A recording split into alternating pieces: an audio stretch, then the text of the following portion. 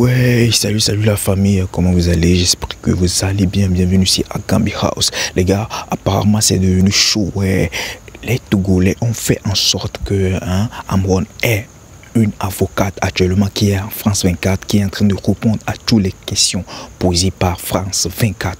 Les gars, on a interviewé la maman d'Amron qui a répondu aussi à France 24. Voilà, les gars, je vais simplement vous laisser regarder la vidéo du début jusqu'à la fin. N'oubliez pas, abonnez-vous pour plus de contenu. On se capte après. Ciao. L'artiste dit avoir eu des troubles psychiatriques mais allait mieux après un traitement. Sa mère, présente lors de son arrestation par les forces de l'ordre, n'y croit pas. Et je prends conscience de la gravité de mes propos et de mes travers. C'est une pression qu'on a mise sur mon fils pour qu'il puisse parler. À le voir, c'est comme il est en train de lire le message qu'on a écrit de lire. Elle dénonce une détention arbitraire des autorités et une atteinte physique. Quand j'ai vu mon fils, ma gorge était nouée. J'ai dit, ils t'ont bastonné. Et il m'a dit oui. Ils t'ont injecté. Il a dit oui. Et j'ai dit, oh, pourquoi tu as accepté? S'il est aujourd'hui plus suivi pour ses vidéos TikTok engagées que pour sa musique, Amron a su gagner le soutien de la communauté d'artistes dans le pays. Tous les artistes se sont réveillés parce qu'ils se sont vus aussi. Parce que ce qu'Amron disait, il le ressentait, mais il ne pouvait pas le dire. Mais le fait d'avoir touché Amron, ça a réveillé le tigre en tout chacun des artistes. Pour ce défenseur des droits humains, l'arrestation d'Amron n'est pas surprenante. C'est une pure violation des droits de l'homme. Les règles en matière d'interpellation ne sont pas respectées. Et ça a été le cas pour toute la centaine de prisonniers politiques que nous avons aujourd'hui dans les lieux, dans les prisons.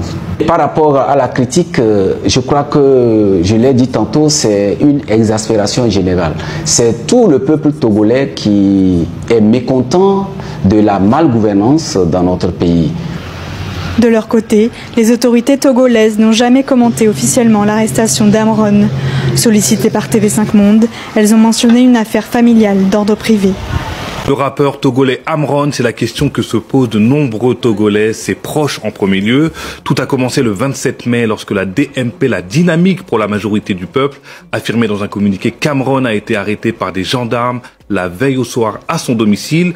Depuis plusieurs semaines, il dénonçait la mauvaise gouvernance du pouvoir togolais via les réseaux sociaux. Depuis son arrestation, des ONG, des partis d'opposition exigent sa libération immédiate. Quant aux autorités togolaises, elles n'ont pour l'instant pas communiqué.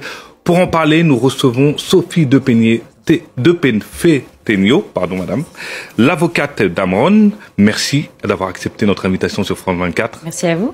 La première question que je voudrais vous poser, maître, avez-vous des nouvelles d'Amron aujourd'hui? Où est-il et comment va-t-il?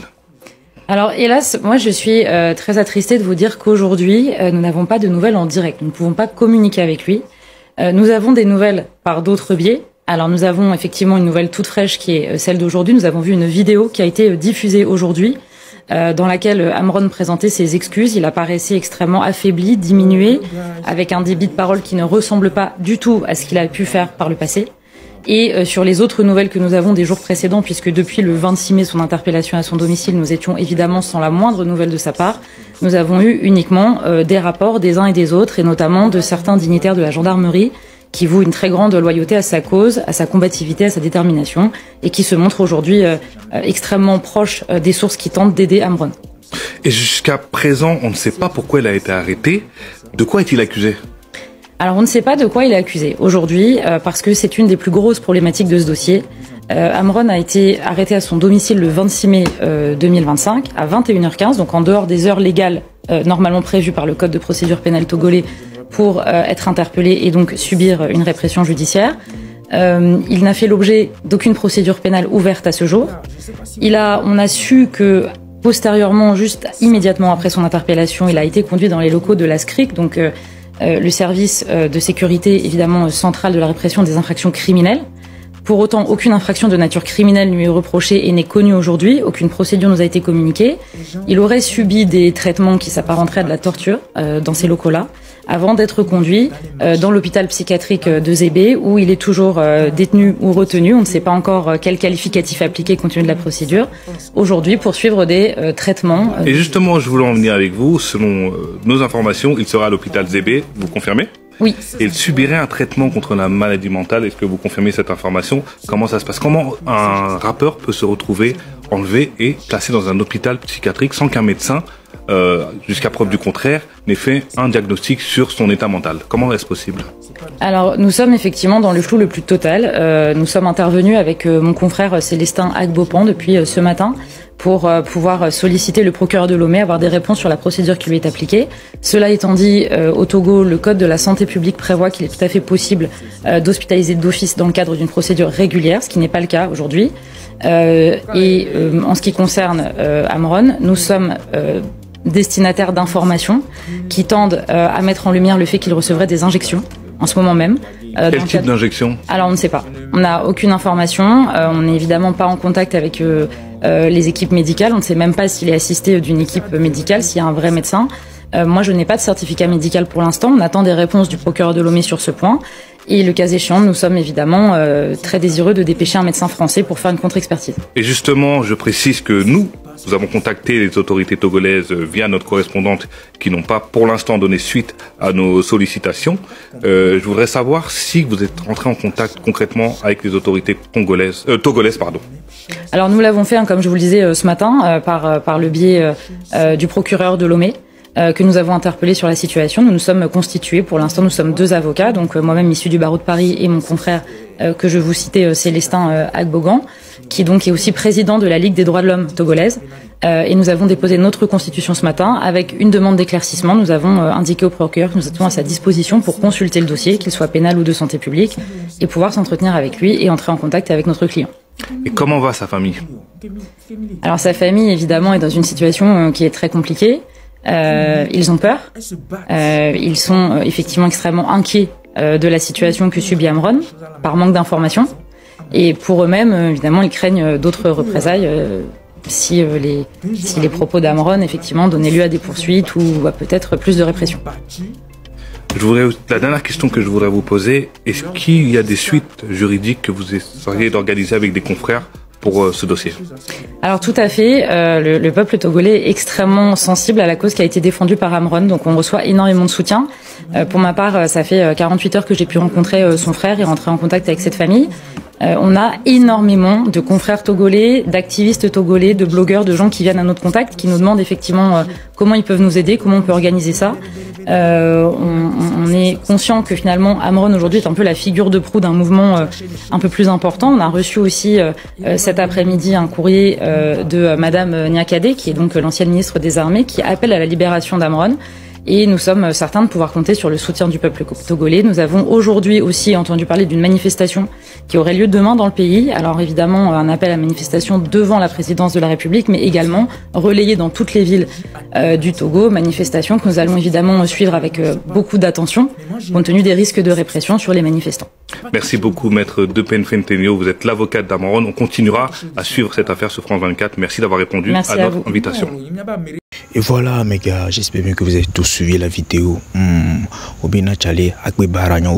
Ce que Amron a fait, toute la population le reconnaît. Et c'est ça le plus important. Tchali, Minyankea, c'est la grâce au fait. Ce qu'Amron a fait, c'est la grâce. Il faut avoir cette grâce-là pour pouvoir faire ce qu'Amron a fait, parce que ce n'est pas donné à n'importe qui. Non, non, non. Ce qu'Amron a fait n'est pas donné à n'importe qui. Aujourd'hui, toute la population est derrière lui, toute la population est en engouillement et tout. Ce n'est pour rien. Non, non, non. C'est parce que quoi? C'est parce que Dieu a décidé dans sa vie que non, tu vois là, et cette grâce-là, je te donne cette grâce-là de libérer le Togo, ou bien de faire en sorte que le Togo soit libéré de son emprise. Voilà. Et on voit tous actuellement dans le pays ce qui se passe. On voit tous actuellement dans le pays ce qui se passe. Et Charlie. Non, quand j'ai vu la maman de Amron qui pleurait et tout, je me suis dit, hey, avoir un enfant, mettre un enfant au monde et le voir souffrir dans tes yeux comme ça. Ouais, yo guys, j'espère que vous avez suivi la vidéo, vous avez regardé la vidéo du début jusqu'à la fin. Ça fait mal, sans que tu le puisses faire. Actuellement c'est chaud. Je ne dirais pas que c'est chaud au Togo, mais je dirais c'est chaud en Afrique. Voilà. Parce que les Togolais ont décidé d'agir. Les Togolais ont décidé d'agir dans le comme un parfum de bonne odeur. Et ils seront bénis jusqu'au ciel. Ah ouais. Bon, bref, les gars. Dites-moi ce que vous en pensez dans les commentaires. Après avoir visualisé cette vidéo-là. Dites-moi ce que vous en pensez dans les commentaires. Parce que c'est lourd. Et l'avocate, madame l'avocate, on consulte-toi. Ce qui se passe actuellement, bref les gars, je vais simplement vous laisser. Je vais simplement vous laisser. N'oubliez pas, abonnez-vous. Ciao, ciao. Bisous. C'est tout ce que moi j'ai à dire. Ok, c'est tout ce que j'ai à dire. Les gars, on s'éclate après pour une nouvelle vidéo. Je viens de voir une vidéo que je vais vous partager tout à l'heure. Restez branchés. Et on s'éclate après. Ciao.